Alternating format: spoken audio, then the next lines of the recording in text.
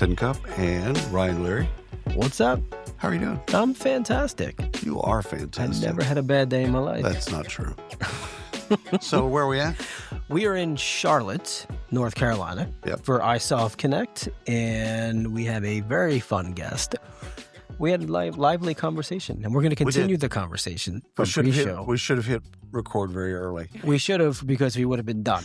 Yeah. Because it was that. Not only that, but we did edit some stuff out for sure. No. That was all keepable. We've got Stacey Harris on.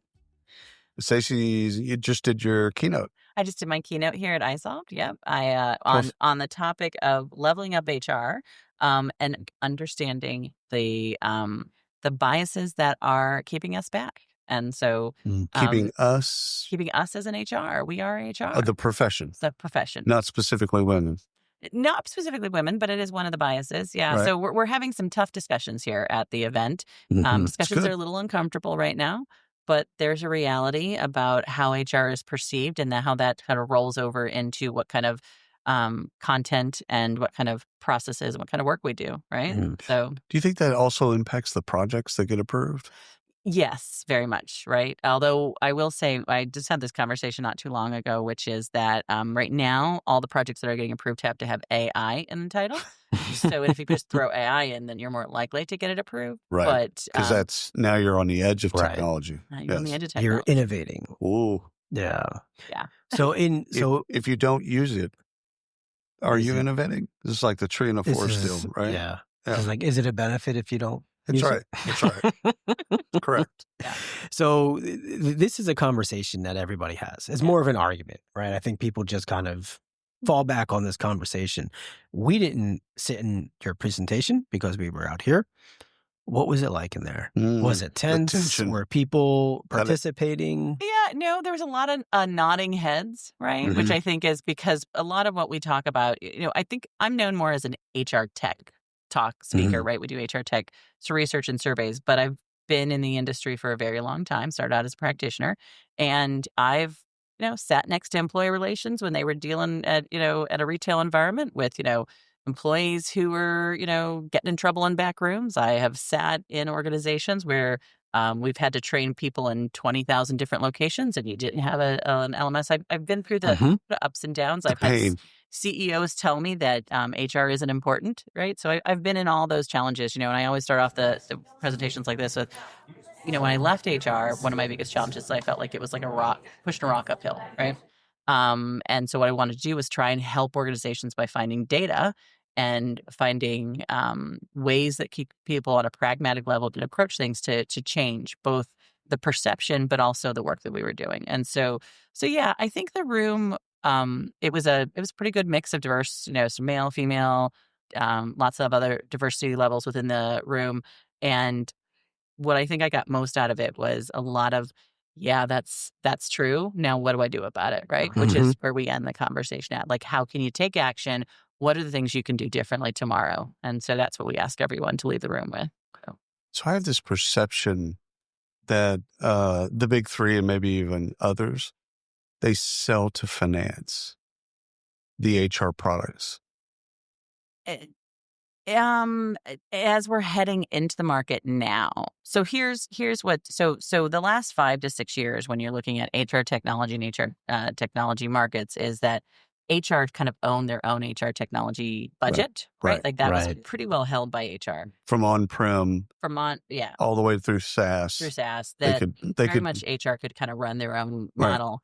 What has changed in the last 5 years is we've started to see a shift back to IT owning HR technology budget. And as the budget shifts back to IT, we see a decline in those organizations in the perception that HR is viewed as strategic. That's right. So that's right, because you're selling to IT or CFOs or whatever your ops. Yes. And most of those are males. And what's interesting is when you look at the site, let's say of the big three, we'll just kind of keep it generic. They're sponsoring golf tournaments. They're sponsoring Formula One events. Yeah. They're sponsoring male-oriented sports. And so, like the Masters. Yeah. Right? So I can take the CIO, CTO, COO, whatever, CFO. I can take them to the Masters. And what I feel, and again, this is just perception. I have no data to support this, by the way, as per normal. Mm-hmm. So, but my perception is HR ends up with technology. It's starting to head that way again. Yes. God. Yeah. But I mean, I'm one of the analysts. I mean, data is data. You have to, as a business leader, you have to follow the leads and the directions it's heading. Right. What I tell a lot of organizations who right now are very heavily focused on HR is they have to have brand credibility. So that means you do have to get awareness.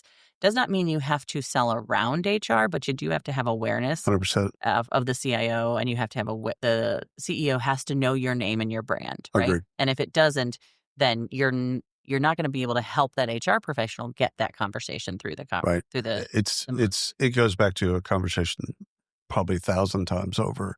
No one wants to sell to HR. Yeah. And that's the thing. They want to sell. They want to go around and they want to sell to somebody else. But if HR doesn't know your name, doesn't understand your brand, doesn't understand the innovation, customer stories, etc., they can kill a deal. They can kill a deal faster than anybody else. In the past, more with SaaS, Yeah. they can kill a deal. But if it's tied to finance and it's tied to ops and it's tied to some other things, they're not going to have as much power in killing deals. Very much. But what we're telling people, and I think this is what our data is telling us, is look, there's a win-win here for everyone, right? It is to help HR get the opportunity to have more data, more information in an accurate way to the business, right? So one of the things that we're seeing right now on our data set, and we're way off topic from where we started earlier. We are. But, that's okay. We're going to go back. It's a boomerang. It's a boomerang. Gotcha. Particularly as organizations are getting larger, is that the more disparate point solution model you have. Yeah, you disparate, however you want to say it. Because sometimes people say desperate. It is desperate too. Yeah. I've been desperate. I know what that. Yeah. The more your environment basically looks like you've just bought a bunch of point solutions. And Frankenstein. Yeah. The more likely IT is going to start taking over your budget and start taking over your environment. Fair. The more because the data doesn't flow. And they can't handle. There's no AI conversation. Right. Like that's going to be the process by which you lose HR is by basically responding to everybody's request for we're special. We need to have something different. Right. Those organizations who have started to go through what we call, because all-in-one doesn't work, we all know that. People are tired of hearing that conversation, but are going through more of a clustering model in their selection and HR technology environment. Tell us about that. They pick 3 or 4 anchor systems, things that are critical to their business model. Could be their time management system, could be their core Doesn't HR. matter, but something. There's something that's tied to your culture, tied to your business model, tied to what you're trying to achieve as an organization. And then you start basically selecting the point solutions or selecting the areas that are partnered with those organizations already integrated at the deepest level, pre-integration. Yeah. So basically you do 80% with the big guys, and then you basically fill out the best of suite. Best of suite is a good way to put it. We call it a cluster model for selection. But that model is how they're fighting off or fending off the IT ownership of the tech model, because now I still have a relationship with those vendors. I still have a relationship and can tell you what I need in the point solution, but I can also get you your data. That's right. And I can also handle the budget, and I can also tell you what kind of resources we need. And who should own that relationship? With the vendor? Or with the vendor. Should it be IT or should it be HR? Our data shows that when it's HR, you get better business outcomes. Agreed. Because when HR owns that relationship, they can have the conversation about what business data I need and what business outcomes I need. When IT owns the conversation, they don't understand HR. They don't understand HR. They don't know so all they ask about is price cuts. Yeah. And efficiency, security, efficiency, or worse than that, they think that they can build it themselves. Yes, which that gets very dangerous, right? Like, how many APIs can you build in an afternoon? Right. And APIs don't get you the integration because API is only 1 or 2 or 3 data points. Now. I like the clustering model that y'all are talking about because first of all, it just makes sense. You're buying not only that solution, whatever it may be. Again, starting with core HR, payroll, whatever you pick something, doesn't matter. And you're buying their marketplace or their ecosystem, whatever whatever you want to call. And I like native integrations, not the whizzy-wig integrations. So as many of those that can be native, it's an assessment, a background check, whatever the thing is. If it's native, I love it because you're crossing more data across, you're crossing context across, right? Which is more than just name and social security number and activity. But now I'm crossing across how long they've been with the organization and what their role is in the organization. And that doesn't often get brought over in WYSIWYGs, right? I love that. Yeah. Yeah, I love that. All right, back to gender. Tell us, what are you seeing? Yeah. State of gender equality in HR. So part of the conversation that we're having here is that elevating the HR function is so much more about understanding the perception of HR, right? So no matter how much you want to say that, everything is equal given whatever, right? There's a reality that 70% of HR professionals are females, just what it is, right? That's right. Mm-hmm. But when you look at the data on HR leadership, organizations under 500 employees, you still have about 70% of the HR leaders being female. By the time you move up to companies over 5,000 employees, that drops to 50% of HR leaders are females. Further you go up, the less it becomes. And the further you go up, the less it becomes. And so the conversation that we're having in the market right now is we are trying to create environments where female leadership can grow in all industries, right? Mm-hmm. Across the board, only 30% of senior executive or chief executive roles or executive level roles are female in an environment where 50% of the workforce is female, right? So we know that there's work to be done in general. We know pay equity, we're still at about 85%, right? It's gotten better than it was, but it's still not where we're at. Right. But in HR, of all places, it should be equitable, right? Like it's if actually, anywhere, right? Like it should be, it should be more equitable across the entire organization. In a perfect world, some of that misperception stuff is okay. We know what sales does. Yeah. Okay, they sell stuff. Okay, check. Marketing, what do they do? Okay, brand or leads, whatever. Okay, we know what they do. And HR is the 100-year-old house. That's basically you started with something and okay, let's do total rewards. Okay, or is it compensation? Like if you think logically, you can disassociate. Why is payroll an HR function when it should be in accounting or finance? Why is comp? Why is comp? Why do we even touch comp? Why are we around comp? That should be that's a financial. That should be under finance. It should be 50% of the time. The payroll reports up to finance. Yeah. If you look across the market, 100%. Right. But here's the and this is what same thing with time and attendance, right? 50% of the time that's ops. Ops, right? Yeah. But what we're realizing, I think, in the market is that all of those activities, which used to be back office conversations about how people tracked in time, how I did payroll, are now front employee conversations because there's an experience that employee is having. Right. This is what's shifting it back to an HR conversation, is that at the end of the day, the HR function owns the employee experience and the outcome, which is the piece we oftentimes forget, the business outcome from that employee experience. That's what HR owns. So time and attendance is a really good example, right? We can talk about time and attendance as, everybody's got to track in time. If they don't track in time, they don't get paid, right? But we all know there's a reality check that if I don't track in time right, then somebody's going to audit it, somebody's going to check it, somebody's got to go back and fix it, it's going to have to fix a payroll runs, right? Like we've all been there. So that creates a lot of extra inside of a company just for a time tracking process, right? And so this is where HR can really become a business leader, is saying, look, yes, operations needs to have their data, but let us figure out how to create a process that not only reduces friction, but also creates an environment where the employee understands the value of their time and your time, right?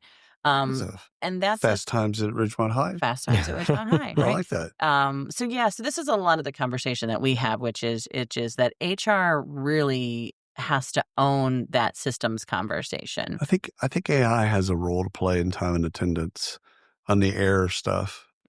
Basically, you didn't clock in yesterday, Jimmy. Where are you fix at? that. Yes. Now, instead of waiting for payroll to QA it or for a mistake to be made, then for them to fix it afterwards, it's like I do think there's a nice little role there that just make sure of errors, known errors. We're getting some of that, and it's already happening. Yeah. But one of the things that we have to think about with that is how much access does AI have to your personal environment? Correct. Right? To your work schedule, to where you were at, to your It gets into wearables. It gets into all kinds of fun stuff. And again, this is an HR conversation to have because it's an employee's personal data and information. So you dangerously walk close to HIPAA. Yes. Right. So do you really want your operations leader who's trying to get the most efficiency? It's all productivity. Right. Yeah. Productivity out of the employee saying, oh, I don't care if this system knows where they're at. Well, that they were at a doctor appointment is not something you're really allowed to know. Yeah. But their email knows that. So it's okay that we connect those data points over here, but you can't connect those data points. You make a really interesting point about privacy. See, I gave up on privacy a long time ago. I just I'm one of those people that basically you're all in on privacy. And so you do all kinds of, every password's different. You got to, all that stuff. Or you become Ted Kaczynski. Yeah. Like you make a manifesto, go offline, go off the grid, do your bid. This is where it gets dark. You do our Gen Zs might not know who Ted is, right? 100%. Look it up. Look it up. Oh my God. I just gave up on it. I'm like, okay. Yeah. So the system knows, like on Instagram, it know that I just don't have had a problem with it. I just had a conversation with Ryan about fishing shirts. And now a fishing shirt ad shows up on Instagram. And you're happy because now you don't have to go search it. I like that. Now you can find, yes. Yeah. And that is the conversation, is that opting in will get you something back, right? Right. But there are still laws and regulations. Oh, yeah. And especially if you've got employees in Europe, especially if you've got employees in different regions outside of the U.S., and it's very different. Even within states within the U.S., right? There's differences on what cities, municipal counties. This is, in my opinion, why it makes the most sense for HR to be driving and leading the AI conversation inside of organizations, because we have an understanding already of how data should move through the organization and what needs to be private and what doesn't, from a regulatory perspective, not just from a technology perspective. Put an asterisk next to that. Compliance has never been sexy. We can't make it be sexy. But it just got a lot harder. Yes. Holy, because you could go to, like, SHRM has a legislation conference once a year, and it's, it's all employment attorneys, and it's fascinating because they talk different. Yeah. They talk different. And usually pre-AI, let's say, something would hold still for about 3 years. Nope. No, not now. Holy moly, 3 seconds. Like you don't have the time in compliance. So I can see compliance becoming more and more, not just important, but people paying attention to it because the laws that are coming out are so fast. How do you keep up? You don't. You have to be ahead of them. So this is the conversation that I've had with Heather Reesing and some others all the time, right? Is that what you have to do is look down the road and see where could it head and start planning for that, right? Prep and make sure your guidelines are in place for the highest level of what it could be, right? So then you're ethical, you're in tech, and you're there when they get there, right? And if they don't go that direction, great, you're not doing anything wrong, right? No. And I think that's the conversation that AHR should be having on this level, right? Oh my God. And what we find in our data and what isolved asked us to look at for this special report that we're going to be launching out in June for them is really nice promotion. That was soft. I like that. She's done this before. Yeah, that was nice. I'm not saying it's June 15th or anything, but you can go to the website. There you go. Sometime. June-ish. Yeah. But what we're trying to get our arms around is, yes, HR needs to be strategic. Everybody keeps saying that. Yeah, we're past that. But there's a conversation about what's holding us back. We need to know that. Right. And some of it is the perception that HR and what? And what? That's a good way to put it. There is a perception that HR is a female-led business. And what does that mean when you look underneath the covers about what people are being asked to do, right? Is it a female-led business? It has more females in it. Oh, yeah. Yeah, right? It has more females in it. Yeah, 70% Well, it means it's being led. Yeah. Well, the majority. Well, in executive leadership, you're saying as we at go the highest. drops. Yes. And as we move up in organizations, we see sausage. more and more likely to have male-led HR functions. And people that male-led and also outside of HR. Yes, more that come from operations or sales or other roles. Yeah, yeah. There's that. So they don't even know HR. They didn't work their way up, generally speaking. Yeah. They didn't work their way all the way up through more HR. likely to have come through, oftentimes when you look at that data, that they're more likely to have come through either an analytics or an ops role into HR versus, or like a finance kind of dynamic, where we're more likely to see a generalist HR business partner role into a CHRO, on a female level. But again, I'm a big proponent of, we're not trying to say there's one worse or better way to do any of this, right? It's this just facts, right? And when you look at the facts, that means that there's a perception with the executive levels. And our biggest conversation here with this audience is know your key stakeholders and how they perceive you in HR. Know the brand you're trying to build in HR. Know the leadership you want to be known for, and make sure you understand the dynamics of how change happens in your organization. You get those things down. And the strategy conversation just automatically comes. It's implicit rather than explicit. Exactly. Yeah. So that's a lot of what we're talking about here. I like that. Yeah. How do you address the elephant in the room of women holding women back? Because men holding women back is easy. We've been doing that shit for centuries. We're good. Yeah. Got that. We're nailed that. Very good. You can go back to any part of history, and men have done that. We're good there. But the trend, or I don't even know if it's a trend, the reality of some women holding other women back. So this is a tough conversation. So let me give you a couple data points, and then we can get into, I think, the like, what do you do about it? So in HR, where there are more females, actually, female leaders are more likely to do internal mobility and more team collaboration in HR than they are in any other industry. Like 70% of female leaders, that's a big component of what makes up who they are in our data set. And more likely to do it over their male counterparts, right? That's just good management. Just good management, right? But when you go outside of HR, or when you go into environments where there are fewer female leaders, part of the challenges in that space is that what we see, and this again is not, I have seen the facts on this, I'd have to pull them up separately, but is that generally when there's a perspective that if one person gets a promotion and I don't get a promotion, that they've taken something away from me, right? Like it's a zero-sum game. Zero-sum game. And it's because in a room of 30 senior executives and there's only 3 females, that feels like you've taken something away from me because there's only going to be three spots, right? That is not the thing that you see on the male side of the senior executives, right? Because there's always more room to grow. They'll make a position. They'll build their own chair. Yes.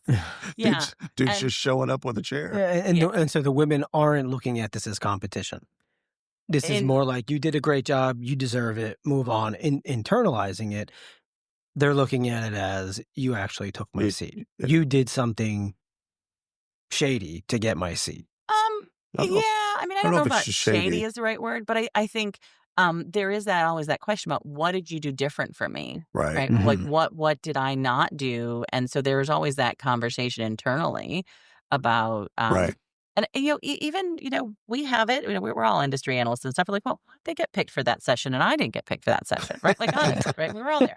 To be frank, but I think I never think that. By the way, I don't think that. He secretly cries at night and doesn't tell anybody. Care less. Underneath that thick skin is a teddy bear. No, well, that's true, and only a few people know that. But I don't. It took him days to get out underneath the fact that he wasn't in there. Doing the keynote with me. I'm good. I'm good. Keynote. I can never be on that stage again and be happy as a clown. I'm good. I'm good. But anyhow, we interrupted you. No, but I think that's the conversation is that you're not gonna. You can't change human behavior, right? What you have to do is change the environment in which people are in, so that there is a ability to go beyond your first initial, reaction, right? Yeah, everyone can do better, right? But there's a reality that if there's only 3 people in that room, and then there's only 3 people that are going to stay in that room, there is a limited amount of seats. That's right. right? That's right. just a reality. So if you see, years ago, you could do this bit, especially in Silicon Valley, you could pick up a fund and it was all dudes. And if you dug into it, it was all dudes that went to the same college, all dudes that went to or are members of the same golf club. So those conversations were easy because they all came from the same perspective. Same backgrounds, yeah. Right? And that's changed to some degree. It has gotten better. It's still not great because you look at the funding, like we review funding every week, and I'd say at least 80% of it, it's male. Yeah. Right? So it's male funders and male recipients of said funding. Yeah. And I don't know if this is better or if this is just a step to get us to something better, but then you've got an all-female fund, and they're funding females, which again sounds just like what men are doing. However, men have been doing it for a couple thousand years, or a little bit ahead. Yeah. So I guess my question is how do you support women if you're a guy? Yeah. Because I think it's easier for women to do that and know what's the bid. But how do you do that as a guy? Yeah, and well, I think there's twofold to this conversation, right? Is funding, whether you're just in a higher level position, whether you're at a senior level executive conversation. I think how you support women is by having the conversation about skills and capabilities, right? Like because that's nice. Because what and this is an honest conversation we're having in the market right now. The blowback that's happening at the political level around a lot of this conversation is that people are in roles without the right capabilities, which is not the case at most points, but it's the rhetoric, right? Yeah. And I think, when you really look at honest skills and honest capabilities, not who I knew or who I feel more comfortable with, or who has had the opportunity to be in a similar role, right? Because they had those opportunities that someone else didn't have, then you will make a good and a good selection, right? And that's where a lot of the technology comes in, helping you look at those things at that level. I think the other side of it, though, is also realizing that we do have our own biases. Everyone does, right? And so this was a conversation we had in the room here, is that if I'm in HR and HR is seen as more of a female-led business, even if I'm a male in HR, there are perceptions about HR. There's our perceptions about what ops are going to be like. There's perceptions about sales. If I'm in a healthcare industry, nursing, very female driven for a long time, right? Yep. So I think one thing is also, as an executive, as a business leader, is getting a realistic view of our own biases, right? Just knowing what we perceive, and then being aware of that. That's the only thing. Self-awareness is the most important thing about doing that inventory. Yeah. Looking at yourself in the mirror and going, okay. Yeah. In fact, someone schooled me on this. It's probably a year ago now. They said, what's the difference between bias and preference? And I'm like, I thought they were synonyms. My bad. And they said, no, preferences are how you build the case for bias. They're the building blocks. Yeah. So they're not the same. They're not the same. Yeah. One sounds better, right? Well, I have a preference for people that went to the University of Texas, right? I have a preference. That's a bias. It's a building block of biases. And it wrecked me actually for about a week or two. I'm like, because I'd studied biases a long time ago, music bias, tattoo bias. Like I did all kinds of fun stuff around bias, not necessarily race and gender, because it's just like, that's too easy. But we have all kinds of crazy. You grew up rural. Yeah. I grew up in a city. That's bias. Do you get much intake around privilege? We haven't, because our data doesn't get as much into socioeconomic questions about that we ask about race and gender. We ask about what generation you're born in. So there is some generational biases built in, right? We all know that. But we haven't really asked about sort of where you fall in your own personal socioeconomic difference. But my bet would be, and there's a lot of intersectionality there, right? The different races and different, women in general are single mothers, right? Like, going to be lower on the socioeconomic spectrum than others, those kind of things, right? that stuff, I think, is a conversation to have with data, because I do think that even right, like when we looked at our data, right, I think there is a belief or a bias, right, that women maybe aren't doing as much AI in our data. Interesting. I HR wouldn't have put that together, but well, because they're not as involved in the programming, they're not as involved in the tech side of got it, it. right? Tech bro. Yeah, tech pro conversation. But in our data, women HR leaders are more likely to be investing in AI than male HR leaders, right?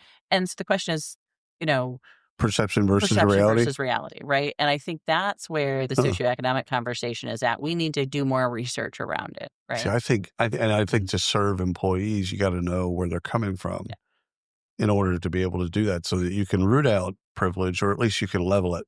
It's like, oh, okay, listen, I get it. You're a single mother, got 3 kids, totally understand. Like, okay, what do you need to thrive that's different from your counterpart? Yeah.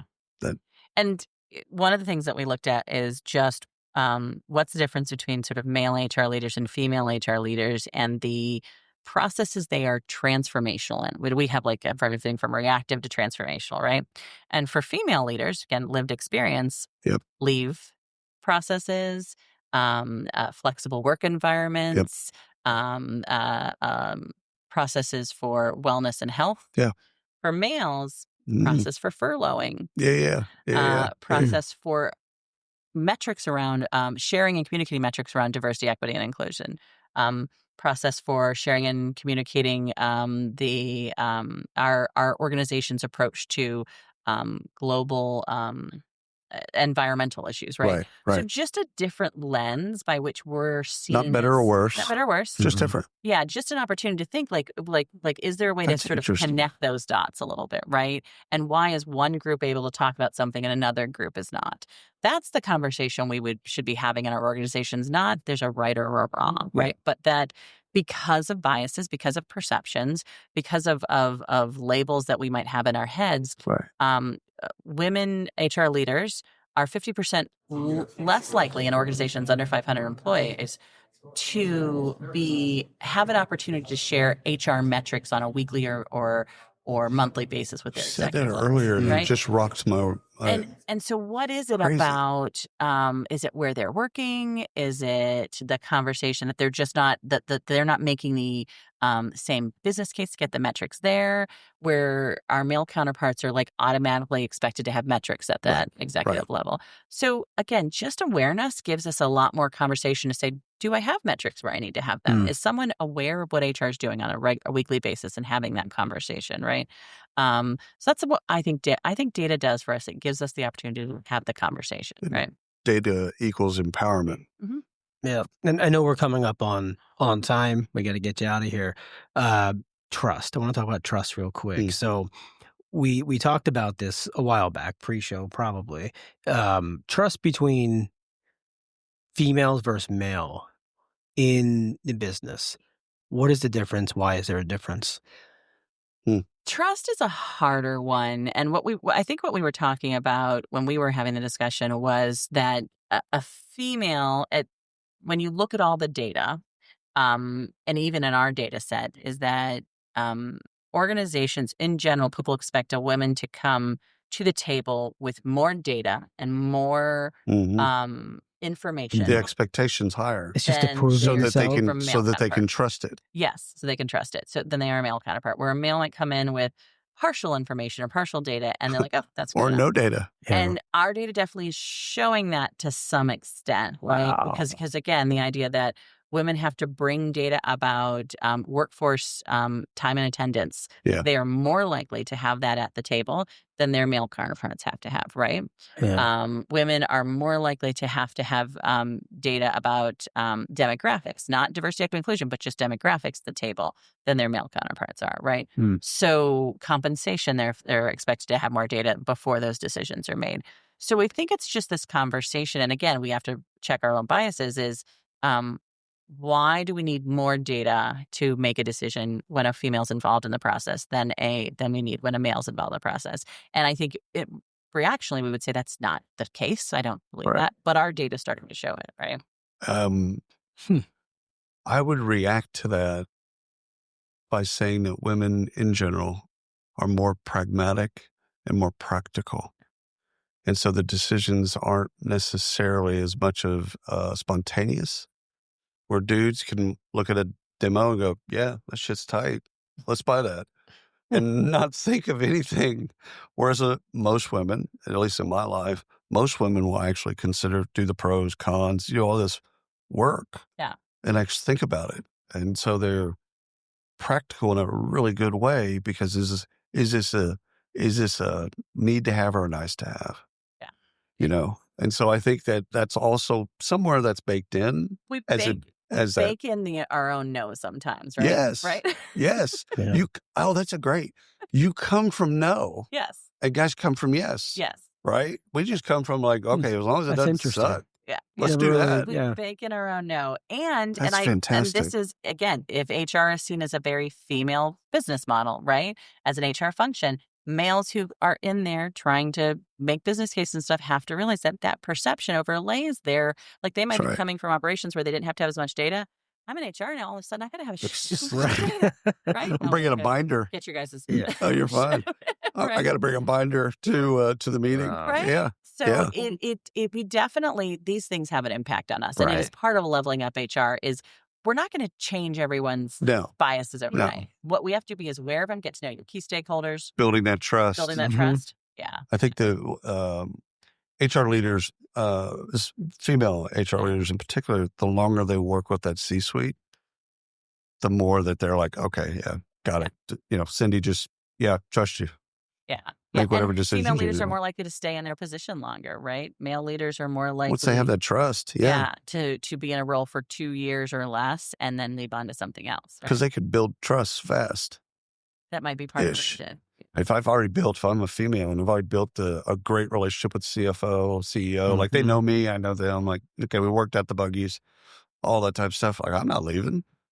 Yeah. Why would I leave and have to go build that again? Yeah. And on the flip side, we tell people that if you can't build that trust, you might have to start thinking about the next job. 100%. Because you're building your brand for your next job, not for where you're at. Right. And for an HR professional, again, oftentimes we get stuck. I'm here for the people, I'm doing it. But you've also got to be there for you. 100%. Yeah. That's right. You can't help them thrive. If it's one of those deals, if you don't love yourself, how can you love someone else? Exactly. Yeah. All right. Oh. This is wonderful. It's a great conversation. Yeah, we kept you a lot longer than we probably should have, but we can talk for an hour. Yeah. Or two. It's good. Yeah. It's and good. if there's Thank any questions, anyone keep back with me on LinkedIn. I'd love to answer anything because this is a great topic. So. Sapient Insights? Sapient Insights, yep. Okay. All right. And listen to your podcast. You have a podcast, right? They do have a podcast? They have a podcast. Her and Cliff. What's they have your a podcast about? Yeah. Never heard your podcast. Called Spill the Tea on HR Tech. And you can find it under the HR Huddle on the Work Defined and all the other places. Arena, right? Yep. Work Defined. That sounds interesting. Yeah. Every 2 weeks. They drop every 2 weeks. Her and Cliff, and it's fantastic. Yeah, we get all all insider baseball. Yeah, all the insider stuff that you might want to know. Who's moving, who's shaking, who's going where. Yeah. I love it. Yeah. Done deal. Yeah. Drops mic, walks off stage.